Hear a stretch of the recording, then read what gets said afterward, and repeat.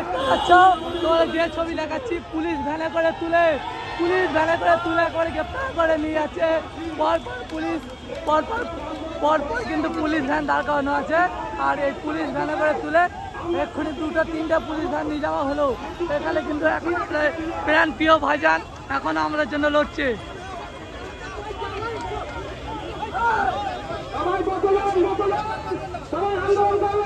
এবার পুলিশ ঢুকে গেছে, দেখতে পাচ্ছ। নওশাদ সিদ্দিকী ভাইজান, হে বাংলার মানুষ, দেখো নওশাদ সিদ্দিকী ভাইজান তোমাদের জন্য লড়ছে, আমাদের জন্য লড়ছে। সেই রাজপ্রাসাদ থেকে নেমে এসে আমাদের জন্য লড়ছে।